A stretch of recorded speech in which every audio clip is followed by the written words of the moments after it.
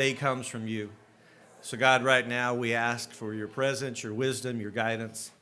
God, we are grateful for your continued watch care over our city, over those that serve, over those that protect. So God, be with this meeting tonight and the leadership that leads. We thank you in your son's name. Amen. Thank you. Pledge allegiance, please. I pledge allegiance to the flag of the United States of America and to the republic for which it stands, one nation, under God, indivisible, with liberty and justice for all.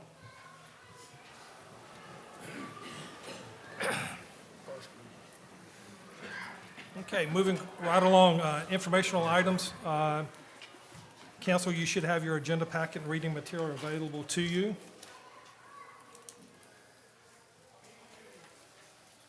And moving right along to open forum public comment.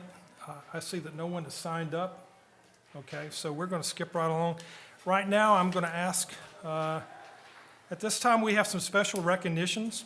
I'm proud of our Valdese sports teams. And here tonight are two more examples that we recognize tonight. So if we can see if we can get the 5 and 7-year-old age group in here.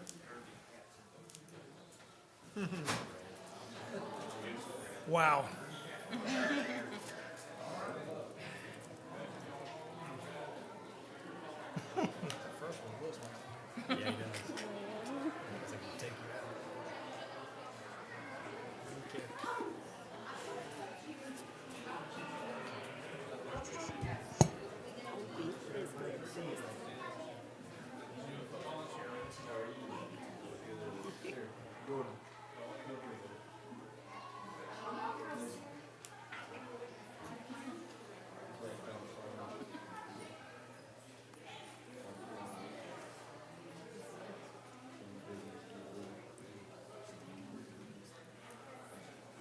Okay, we got all the cheerleaders and the players.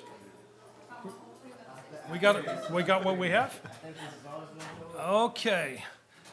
Of appreciation for Valdese Tigers Pee Wee football champions and cheerleaders.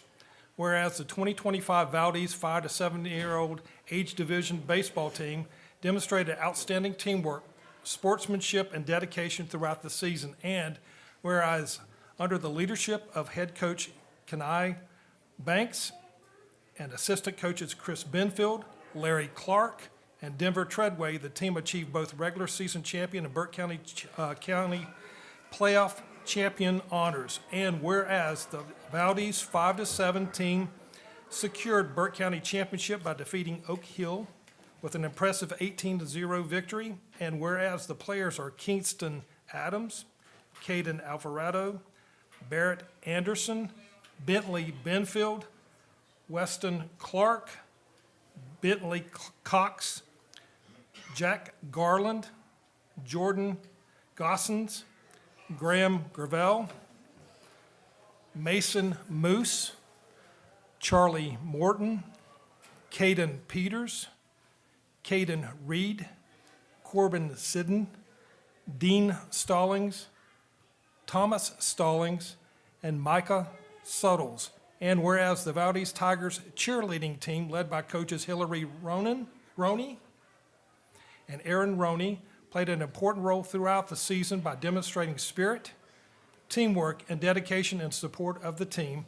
And whereas the cheerleaders Sawyer Bussell, Mila DePace, Brennan Gills, Hayden Green, Blair Hamrick, Amelia Hatton, Cassidy Helms, Bryson Lott, Kendra Loudermilk, Avery Michael, Hazel Moose, Willa Nanny, Olivia Pritchard, Meredith Rash, Nora Williams, and Sela Yarborough displayed dedication and enthusiasm in support of the Valdese Tigers throughout this season. And now, therefore, I, Mayor Keith Hoffman, and Town of Valdese Council do hereby proudly recognize and congratulate the 2025 Valdese 5 to 7-year-old age division Burke County regular season and playoff champions for their hard work and exemplary representation of the Valdese community.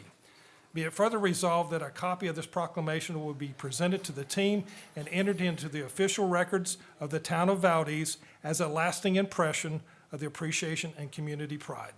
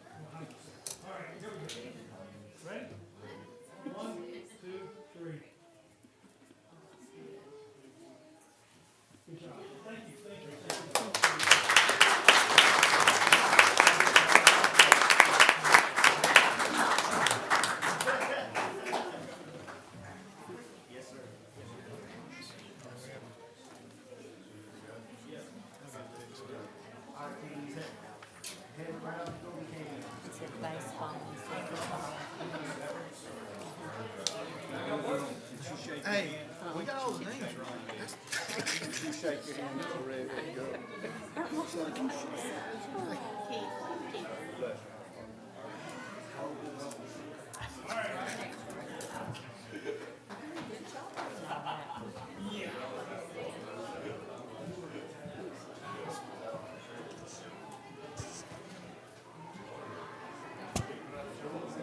Okay, Get the next group. let's bring in the Valdese Tigers. Mighty Mike. Mighty Mites. Mighty Mikes. Okay, is that enough? Look at that. Wow. Trophies, yeah. Awesome. Those trophies, yeah.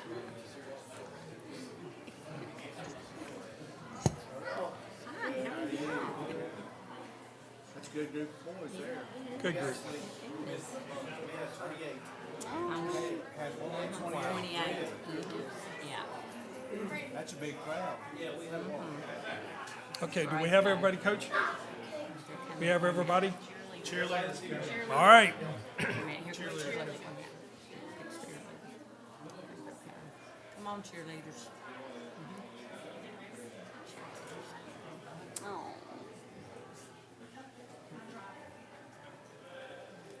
Okay. All right. Of appreciation for Valdese Tigers Mighty Might football champions and cheerleaders. Whereas the 2025 Valdese Tigers 8 and 9 age division football team demonstrated exceptional teamwork, discipline, and sportsmanship throughout the season. And whereas the Valdese Tigers earned both the Burke County regular season championship and Burke County playoff championship, defeating Salem Tigers by a decisive 20-6 victory in the championship game.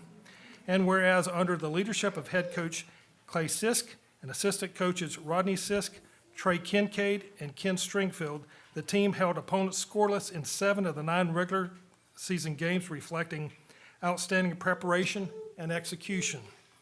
And whereas the players are Cannon Ackerman, Abram Briggs, Chase Brooks, Carson Calhoun, Wyatt Caudell, Tristan Cook, Parker Craven, Atticus Curtis, Daxton Davenport, Joey DePace, Braden Gossens, Logan Hines, Ayla Jones, Cage Logan, Thomas Mahorney, Quinn Mason, Ezra Palacios, Aiden Pearson, Carson Perry, Kathan Preston, Quinn Russ, Anderson Sigmund, George Stallings, Noah Stokes, Isaiah Tester, Jedediah Ward, and Keenan White. And whereas the Valdese Tigers cheerleading team, led by coaches Courtney Hull and Autumn Mize, played an important role throughout the season by demonstrating spirit, teamwork, and dedication in support of the team. And whereas the cheerleaders, Maya Arnold, Leela Bowman, Jada Dillon, Kinsley Drennan, Lily Harris, Ellie Hines, Catherine Henry, Blakely Hull, Nova Lale, Corey Mahoney, Ansley Mize, Elena Palacios, Lauren Turner, Keena White, and Grace Wyckoff displayed dedication and enthusiasm in support of the Valdese Tigers throughout the season. And now, therefore, I, Mayor Keith Hoffman, and Town of Valdese Council do hereby proudly recognize and congratulate the 2025 Valdese Tigers 8 and 9 age division Burke County regular season and playoff champions for their remarkable accomplishments and for proudly representing the Town of Valdese. Be it further resolved that a copy of this proclamation be presented to the team and entered into the official records of the Town of Valdese as a lasting expression of appreciation and community pride.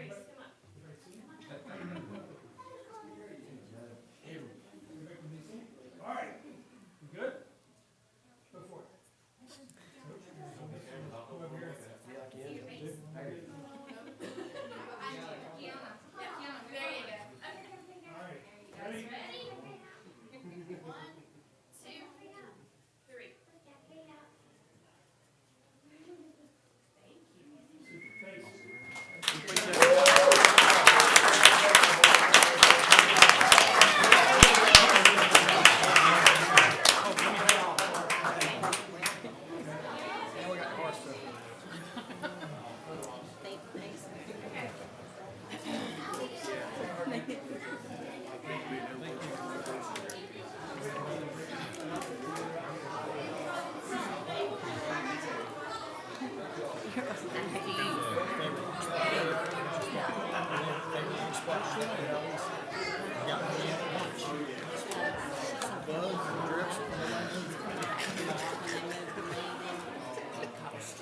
had on her thing, hey, good to see you, some heels.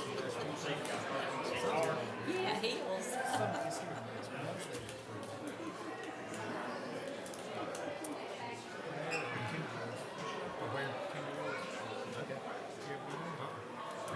They're here? Drexel's not on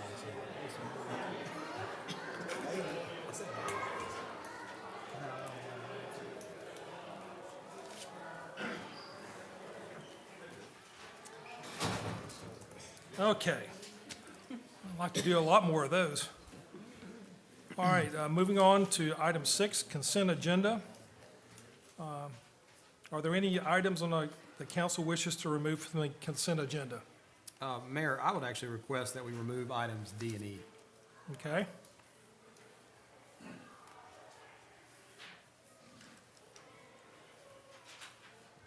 As for the remaining items on the consent agenda, do I have a motion to accept? D and E. D. Yes, sir. I make a motion that we approve the items on the consent agenda. Do I have a Second, we have a second. Those in favor say yes and raise your hand. Yes. Yes. Can't say that. All right, so moved, thank you. All right, Yeah, so, council, mayor, the resolution on those two items, D and E, currently reads that the public hearing will take place on March 2nd. And so I wanted to at least pull those off so that we could accurately reflect the resolution will be changed and the new public hearing date will be March the 30th. So the way that will be voted on is D and E will remain the same with one modification. The public hearing date will be modified to March 30th. okay. Anything else? That's all. All right, And you can vote on those two together, D and E. okay, so before us is do I have a motion on items 6D and 6E as it regards to the date change to March 30th for the public hearing? So moved. Do I have a second? Second. All those in favor signify by raising, any discussions? I think these are just both process, so we're moving the process forward on both of these items. All right. Any other comments? All in favor signify by raising your hand saying yes. Yes.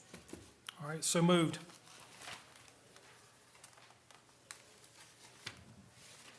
Moving on to new business.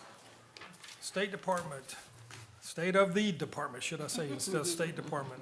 Finance, Mr. Bo Weichel, please. Good evening, Mayor and Council. Pull this up real quick.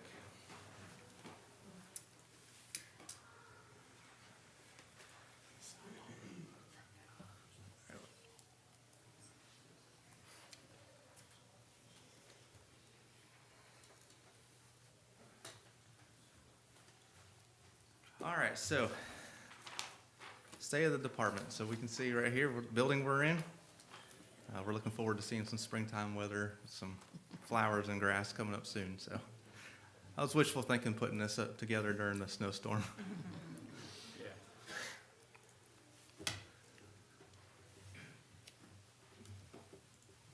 Let's see.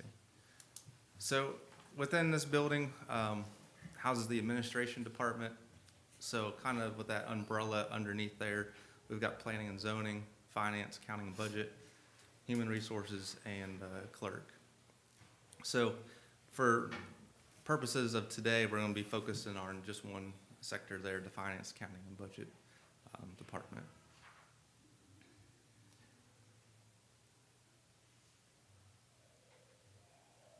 So what makes up this department? We got the assistant town manager, CFO, myself. We've got an accounting technician 2, accounting tech 1, and then we also have a customer service position that's filled by a part-time person. So there's 4 positions within this department. And so I just put on here some of the things we do. And we'll go into all the details here, but just kind of give you an idea, for budgetary and reporting purposes, capital projects, and then we cover procurement, grants, compliance. Most of my duties fall under the three things you see here. So this includes the 10-year CIP plan that we put together, filing TR2 and LGC 203 form every year, managing the PAL bill program, everything from scheduling, change orders, budgets, grants, and internal controls to meet LGC specifications, and also the annual audit. So kind of a little bit of everything there. And then going on to the next screen, some more of the things that this department covers is accounts payable. So these are the day-to-day things, accounts payable, payroll, customer service, accounts receivable, and utility billing. So they do a lot up front, and a lot of this stuff takes place up front when you, at the glass here, that goes through. Any questions so far? Okay. So a minute ago, or a second ago, I mentioned the LGC. So it stands for the Local Government Commission. And so this is important to have in this presentation, because really everything we do in accounting and budget, finance, it's governed by the LGC. They are the ultimate authority that we look to for regulatory purposes, everything finance related in North Carolina state and local government. They have a staff, and their staff isn't that big, honestly. I think they have a staff of about 15 or so, if I'm not mistaken. But they provide oversight to over 1,100 units of local government. And their focus is on Chapter 159 of the general statutes, which covers budgets, annual audits, internal controls, debt management, and investment. So anything that pertains to this, which is pretty much everything we do, encompasses everything we do, falls under this general statute, and the LGC is there to provide regulatory guidance. And just some facts about the LGC. I didn't want to put it on the screen because it cluttered it up too much, but the LGC, so in 1933, this is very interesting, 1933, 62 counties, 152 cities and towns, and 200 special districts were in default on their outstanding obligations. Mm-hmm. And so this is why the LGC was created at that time. It was designed to help address the problems of local government finance caused by all these defaults. And it's very unique to North Carolina. There's really no other state that has a local government commission like this that manages everything. So and that's why North Carolina has some very good, healthy bond ratings, because their local governments are in very good financial condition because of this setup. So it's a beneficial thing to have, not just for local governments in the state, but also for its citizens and investors for the state. So one of the primary missions of the LGC is for a local government to seek LGC approval before it can borrow money. So in reviewing each proposed borrowing, the LGC examines whether the amount being borrowed is adequate and reasonable for the project, and is the amount the unit can reasonably afford to repay. So they take into consider not just our financials, but they also look at the outside big scope of the project. Is it a reasonable amount that we're requesting for a borrowing, and can we afford to repay it?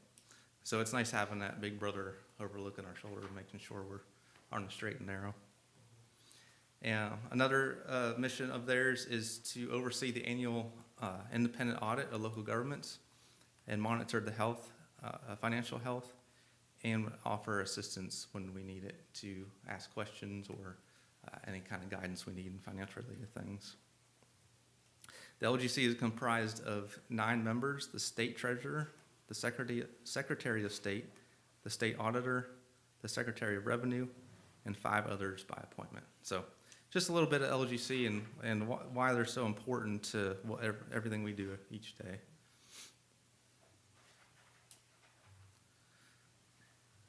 So, First Tryon Advisors, we've created a partnership with them. And this all goes full circle. You know, why is it a partnership with them important? Well, because we have to report to the LGC. And Valdese has a lot of big projects happening and on the horizon. So partnering with these folks is going to play a crucial role what we're doing in the next several years. If you'll recall, they're the ones that we contracted with to create our financial model. The model is coming along good. It is built. Now we're just feeding it the data as the budget, prepare the budgets and feeding that data into it. So the goal is to have that model ready to present to council during the budget retreat process. So First Tryon Advisors, they do touch up a little bit of everything in finance, but they help with capital planning and then financing those projects. They do strategic consulting for local governments. And also a big thing they help with is LGC navigation, because for us, we don't deal with LGC every day for debt borrowings, but these folks do. They know their processes. They know all the people that work there. They have good relationships. So we're tapping into that through this contract with them, and they're going to help navigate us through what we need to do. All right, so nothing against our other departments, but the finance department creates the two most important annual documents that the town has every year. So this is the adopted budget, which legally has to be adopted by June 30th every year. And then our audit that has to be submitted to the LGC by December 31st every year. So 6 months apart, we got the budget and the audit. So, and you might have seen this before, but what is, the purpose of the budget is like looking out your windshield of your vehicle. It's a document that helps guide us to the future, help us to create a plan of where we're going, where we want to go. The audit report is more like looking in your rearview mirror. It's helping us to do a financial check on ourselves to see if we're still on that path we want to be on. If we haven't veered off the road, we're staying the straight and narrow, making sure we're doing a good job. So those are the kind of analogy for those two important documents. All right, so this leads us into our approved audit report for ending June 30th of 2025. And you'll see I underlined approved because that's an important piece of this. Like I said, we have to submit that to the LGC by December 31st, and they have to approve it before the auditor can present it to the council. So it's already been approved and vetted by the LGC, and so now I'm going to introduce Phil Churchup with Loudermilk and Church, who's our independent auditor, and he will present the audit to the board. Bo, can I ask you one question? Sure. With our ABC funds that we get from the ABC store, how are those distributed back to the town? How do we know how much money that the town is going to receive each year? Because I know we've paid off all the debt. All the debt has been paid off, so Yeah. how is that decided?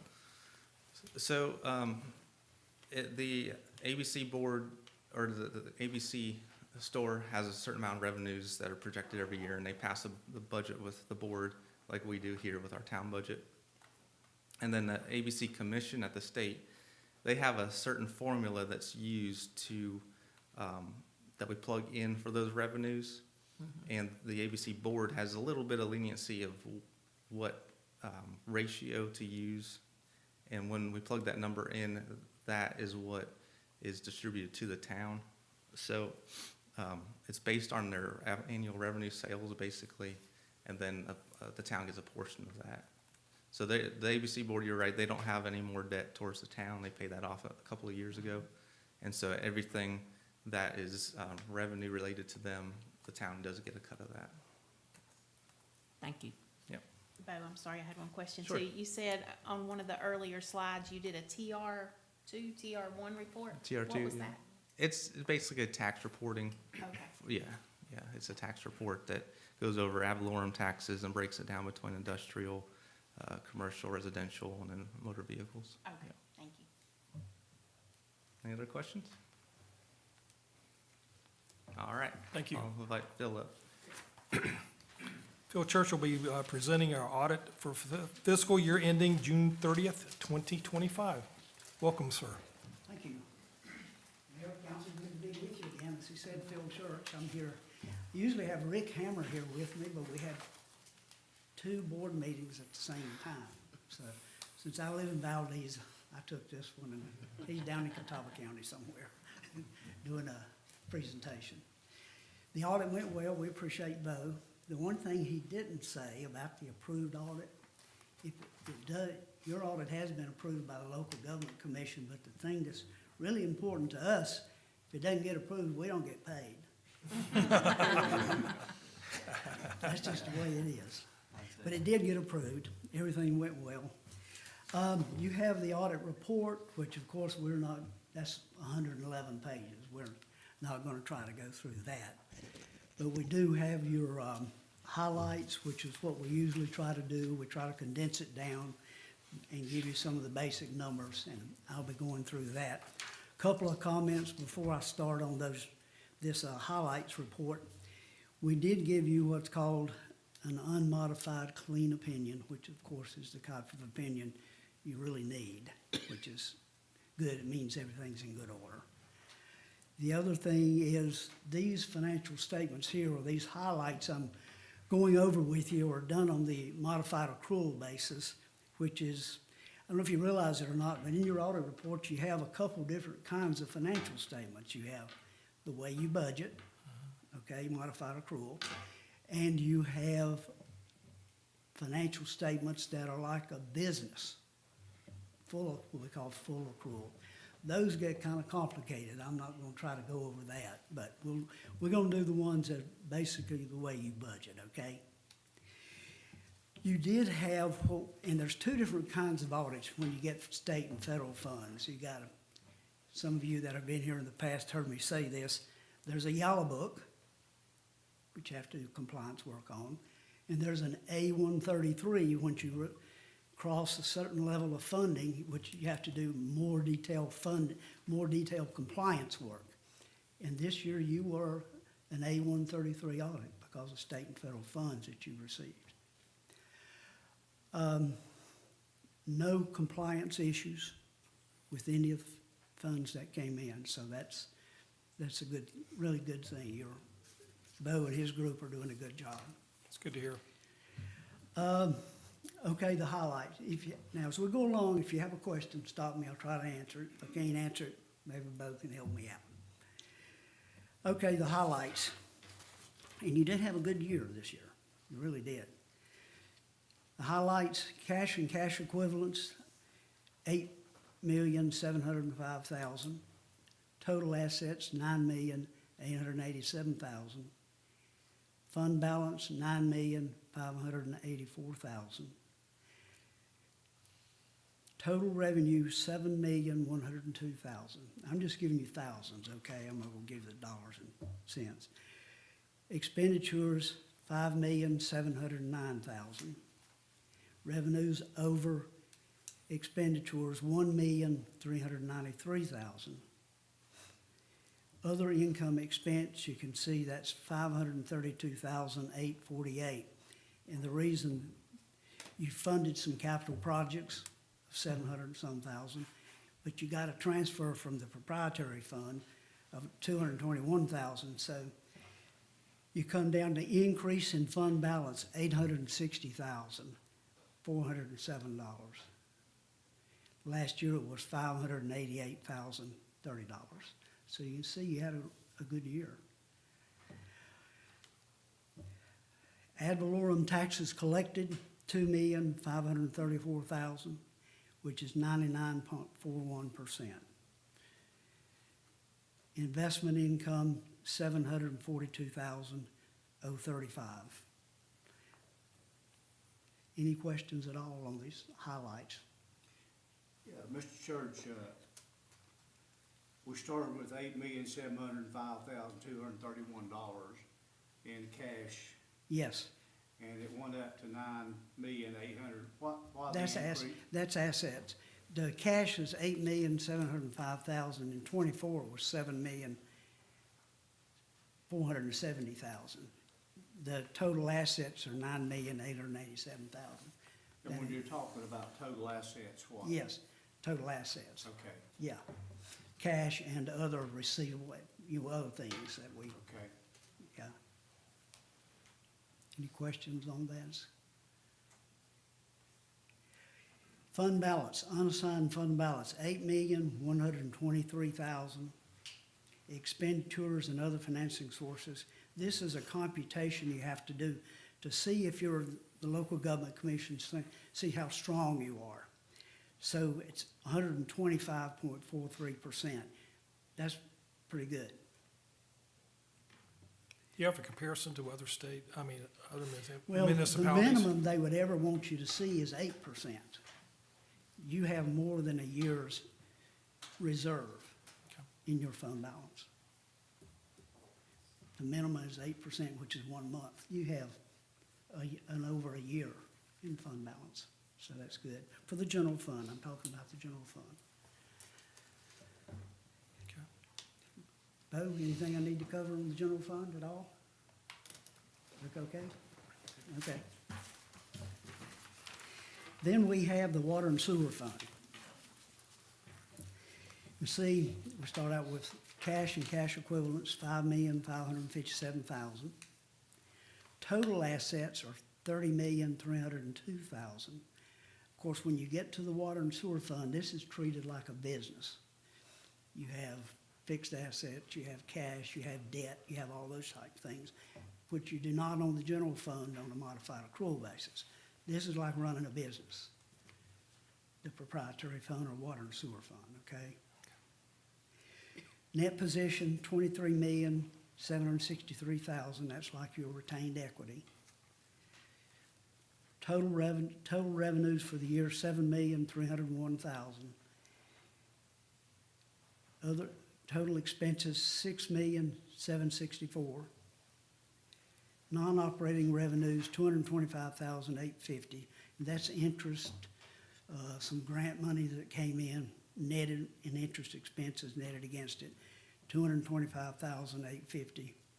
Transfers out to another fund, $221,000. Capital contributions, $104,000. Those are contributions given to you or you receive to, in some of your grant capital projects, okay? So change in net position, $616,352. That's, and compared it to a business, they call it net income. Change in net position is an increase of $616,352. Last year it was $42,548. So a good increase in your income or net position this year.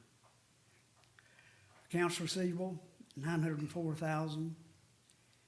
Days of sales in accounts receivable, 45.2. Last year was 44, so they're staying about the same. Fund balance, 82.4%. Last year was 79, so that's still staying pretty strong. Any questions on these highlights? It's a quick overview. Did you notice any notable trends or changes in our position over the last several years? Well, it's, like I said, you had a good year compared to, I don't remember, I think it's always continued to go up a little bit. I know at one time it was not real good, that's been years ago, but it's pretty strong right now, Okay. your fund balance. Obviously, we're saving money to build something. That should be clear to everyone that that's getting ready to happen. So, Good. Any questions at all? That's a quick overview. If you get to reading this thing one night and you have a question, give me a call, but not at night. Wait till the next day if you don't mind. One thing we do need, we're required to mention, there's something called capital asset condition ratio. And you gotta be, and you go through this complicated ratio and it's gotta be at least 50% or more, and you came out like 42% or something like that. Do you remember, Bo? So they say if it's at you, we have to mention it. And what it's basically saying is your assets are getting older. Okay? And they want you to think about planning for the future, like your water and sewer funds, or your, capital assets. And you'll probably get a notice about that, and you'll have to respond, Bo. Quick overview, any questions at all?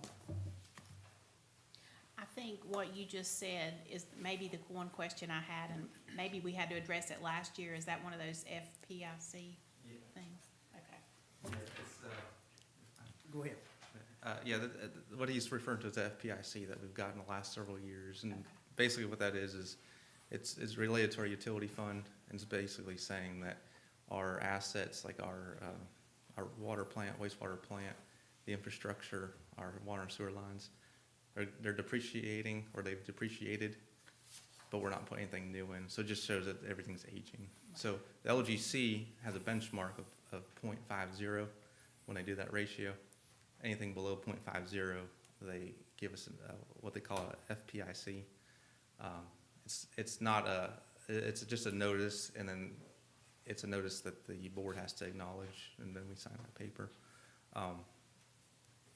So we're at like we're low 0.42, 0.43 right now, but a lot of towns are getting this because everybody's infrastructure is aging. So. I was gonna say that, you're not the only one. Most of the cities and towns in the state are getting those notices. Yeah. Okay. I've got a question for both of you. While you're both standing here, you get the resident minds. Would you provide the citizens of Valdese that are hearing and hear it tonight to know the distinction between the general fund and the water fund? They can't be commingled, which means, given in blatant terms, that, these funds are separate and they can fund only those certain entities. So if you could give a little bit more broader explanation, if you could with that, please, while I've got both of you here. Sure. So general fund, it's easy to think about it as tax driven. So those are tax dollars. They get paid for, sorry, like recreation, police and fire. They're a general government operation. When you think about the utility fund or water sewer fund, we think about that, like Phil said, a business. So it's driven on our water sales or sewer sales. So those are the distinction between the two. And we have to treat this separately because a water and sewer fund is what the LGC calls an enterprise or proprietary fund. So those water and sewer sales have to be solely used for the operation within the sale of that water and the sewer. If that makes sense. So, okay. Mm-hmm. So it's not tax driven, but it's sales driven. Sales driven. Yep. Yes. Thank you. But if I understand correctly, we've got an unassigned fund balance of $8,123. $123,400, is that right? Unassigned, yep. Mhm. All right, and we're at 125.43%. Mhm. How much money could we spend out of that and still be within the LGC? That's a great question. You never know. I like that answer. That's very true. We never know. Yeah. The reason why we never know is because it does fluctuate every year. What don't you know? What don't you never? So how they determine when we get a unit assistant letter, which we do not want to get, they look at our peer group, which is based on population. They look at our peer group and they say, okay, here's the middle, the top end, the bottom end, and here's everybody in the middle. So they take the average of everybody's fund balance percentage for the year. So at 125%, we're driving up the peer group. So we're actually helping everybody at this point. But they look at that, and if we fall below the 50% average of all those peer groups, that's when we trigger a letter from the LGC and they start getting involved.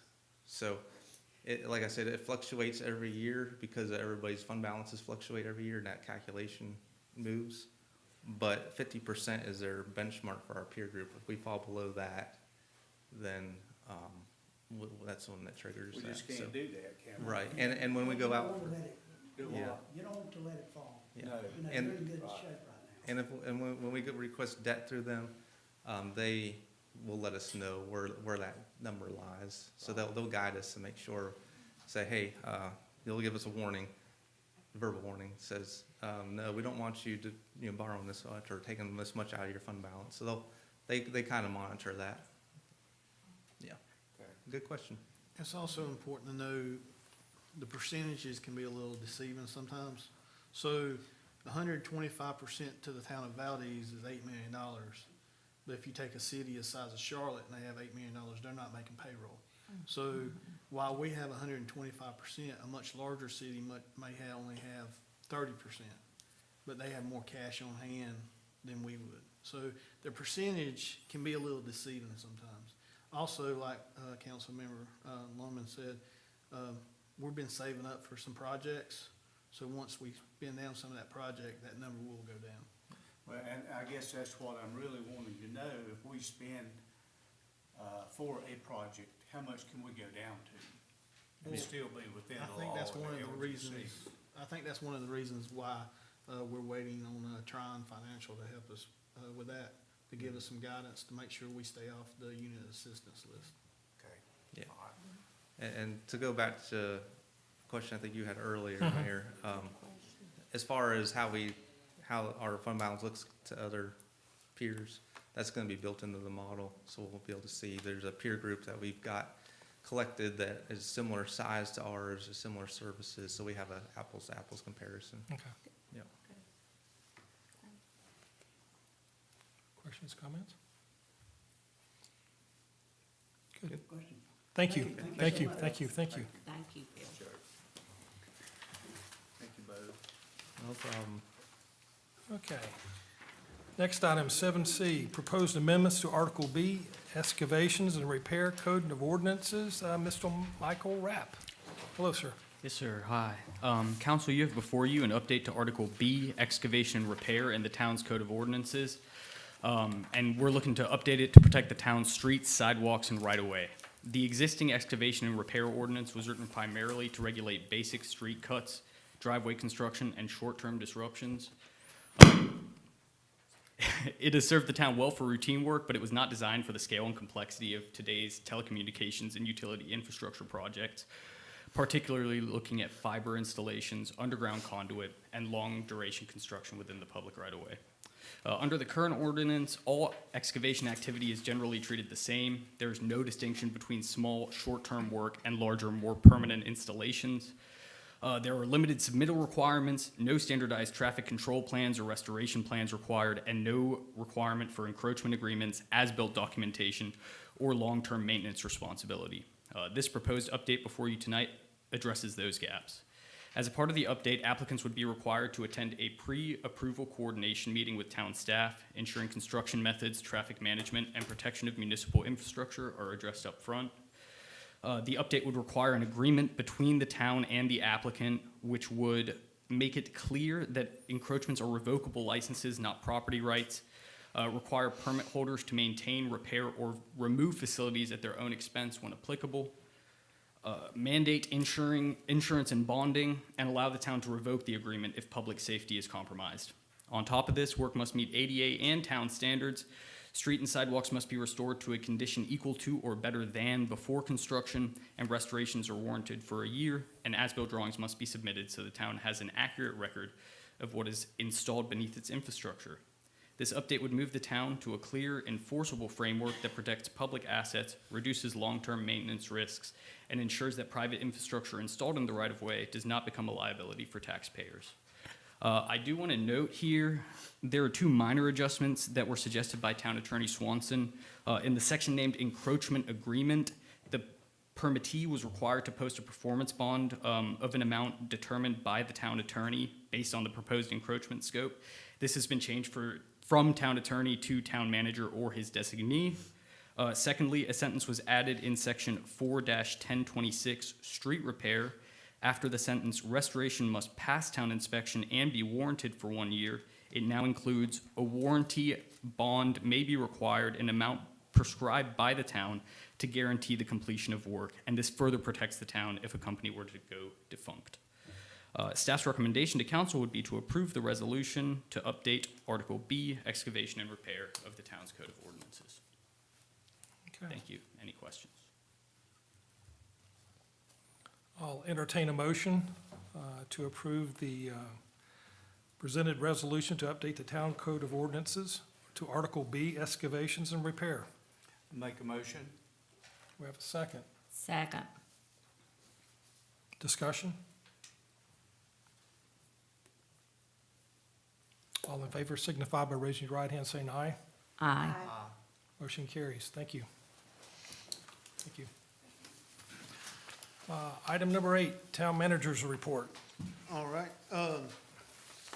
so, the 178th anniversary of the Edict of Emancipation event hosted by Waldesean Heritage Museum at the Waldesean Presbyterian Church will be Sunday, February 15th at 3 p.m., lasting until 5 p.m.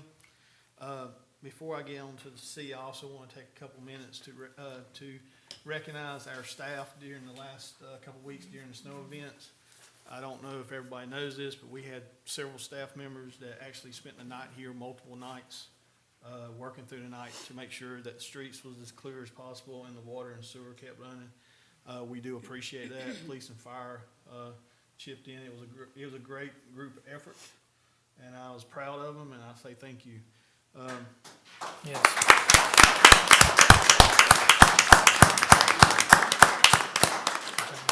All right, and on to the next project, the pool cover. We've had snow, we've had cold weather, we've had Nice.